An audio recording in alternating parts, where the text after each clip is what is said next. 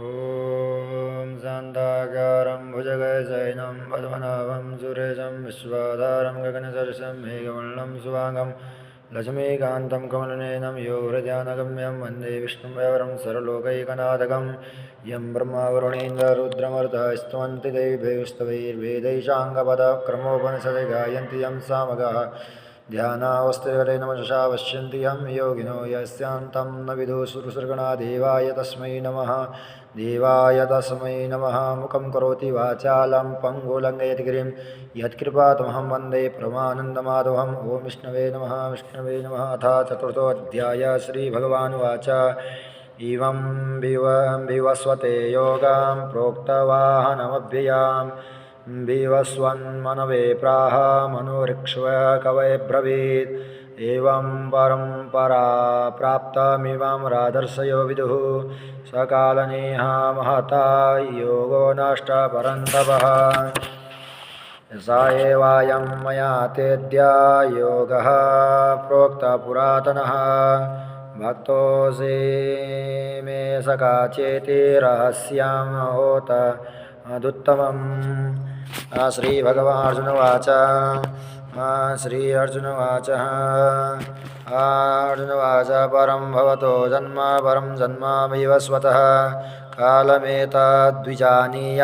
त्वमादौ प्रोक्तवानिति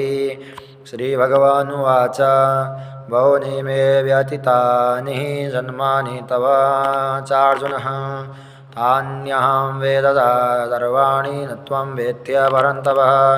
अजोऽभिजन्यव्ययात्मा भूतानामीश्वरोऽपि सन् प्रकृतिं स्वामधिष्ठाय सम्भवाम्यतममायया यदा यदा हि धर्मस्य ग्लानिर्भवति भारत अभ्युत्थानमधर्मस्य तदात्मानं सृजाम्यहं परित्राणाय साधूनां विनाशाय च दुष्कृतां धर्मसंस्थापनार्थाय सम्भवामि युगे युगे जन्म कर्म च मे दिव्यमेवं यो वेत्ति तत्त्वतः त्यक्त्वा देहं पुनर्जन्म नैति मामेति सोऽर्जुनः वीतरागभयक्रोध मन्मयः मामुपाश्रितः भावो ज्ञानतपसः बुभूता मद्भावमागतः यो यथा मां प्रपद्यन्ते तां तितिच्छस्व भजाम्यहं मम त्वं वर्तमानुवर्तन्ते मनुष्या पार्थ सर्वशः काङ्क्षन्तः कर्मणां सिद्धिं यजन्ता यः देवताः क्षिप्रं हि मानुषलोके सिद्धिर्भवति कर्मजा चातुर्वर्ण्यं मया दृष्टं गुणकर्म विभागसः तस्य कर्तारमपि मां वृद्धि कर्तारमव्ययम् न मां कर्माणि लिप्यन्ते न मे कर्मफले स्पृशः इति मां यो विजानाति कर्मभिर्न स बाध्यते एवं ज्ञात्वा कृतं कर्म पूर्वैरपि मुमुक्षुभिः कुरु कर्मणिव तस्मात् त्वं पूर्वैः पूर्वतरं कृतं किं कर्म किमः कर्मेति कवयोऽप्यत्र मोहिताः तत्ते कर्म प्रवक्ष्यामि यज्ञत्वा मोक्षशेषवात् स्वात् कर्मणोऽपि अपि बोधव्यां च विकर्मणः अकर्मणाश्च बोधव्यं गहना कर्मणो गतिः कर्मणाप्यकर्मयावस्येद्धकर्मणि च कर्म यः स बुद्धिमान् मनुष्येषु स युक्तः कृष्णमा कर्मकृत् यस्य सर्वे समारम्भा कर्मसङ्कल्पवर्जिताः ज्ञानाग्निदग्धकर्माणं तमाहो पण्डितं बुधाः त्यक्त्वा कर्मफलसङ्गं नित्यातृप्तो निराश्रयः कर्मण्यभिप्रवृत्तोऽपि नैव किञ्चित् करोति सः निराशिर्यदचित्तात्मा नित्यक्तः सर्वपरिग्रहः शारीरं केवलं कर्म कुर्वन् नाप्नोति किल्बिषं यदिच्छालाशम्भन् स वसन्तुष्टो द्वन्द्वातीतो विमत्सरः क्षमासिद्धावसिद्धौ च कृत्वापि न निबाध्यते गतासङ्गस्य मुक्तस्य ज्ञानावस्थि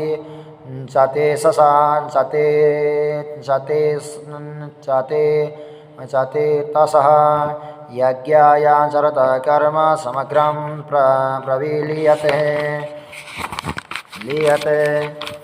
ब्रह्मणे ब्रह्मार्पणं ब्रह्माविर्ब्रह्माग्नौ ब्रह्मणाहुतं ब्रह्मैव तेन गन्तव्यं ब्रह्म कर्म समाधिनः दैवमेवापरे यज्ञं योगेन प्रयुपासते ब्रह्माग्नावपरे यज्ञं यज्ञेनैवोपजुहति श्रोत्रादीन्द्रियाण्याः संयमान्माग्निषु जुहति शब्दादीन् विषयानन्या इन्द्रियाग्निषु जुहति सर्वाणीन्द्रियकर्माणि प्राणकर्माणि चापरे आत्मसंयमयोगाग्नौ जुहति ज्ञानदीपिते द्रव्ये यज्ञास्तवो यज्ञा योगयज्ञास्तथा परे स्वाध्यायज्ञानयज्ञाश्च यतया समेशसितव्रतः आपाने जुहति प्राणं प्राणे पानं तथा परे प्राणापानगतिरुद्ध्वा प्राणायामपरायणः अपरे नियताहार प्राणेषु जुहति सर्वेऽप्येते यज्ञविदो यज्ञाक्षपितकल्मषः यज्ञाधिष्ठामृतभूतो यान्ति ब्रह्म सनातनं नायं लोकोऽस्त्यागयज्ञस्य कुतोऽन्यः कुरुषत्तमा एवं बहुविधा यज्ञा विततां ब्राह्मणो मुखे कर्मजान् वृद्धि तान् सर्वान् नैवं ज्ञात्वा मोक्षसे श्रियं द्रव्यमयाद्यज्ञान् ज्ञानयज्ञ परन्तप सर्वान् कर्माखिलं पार्थ ज्ञाने परिसमाप्यते तद्विधि प्रणिपातेन परिप्रश्नेन सेवया उपदेक्षन्ति ते ज्ञानं ज्ञानितस्तत्त्वदर्शिनः यज्ञत्वा न पुनर्मोहमेवं यस्यासि पाण्डव येन भूतान्यशेषेण द्रक्ष्यस्यात् मन्यतो मयि अपि चेदसि पापेभ्यः सर्वेभ्यः पापकृत्तमः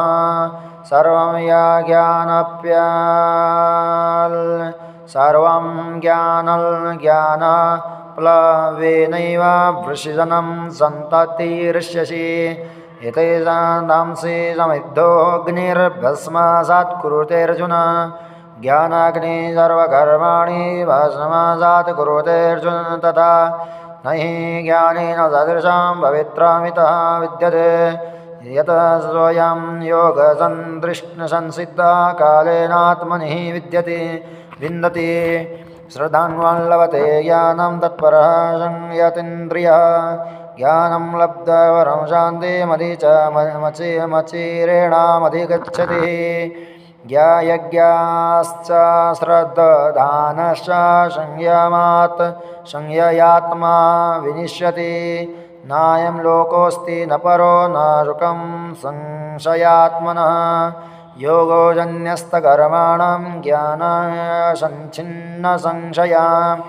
आत्मवन्तं न कर्माणि निबध्नन्ति धनञ्जय तस्मादज्ञानसम्भूता विरेदस्तं ज्ञानाशिनात्मनः चित्वैवं संशयं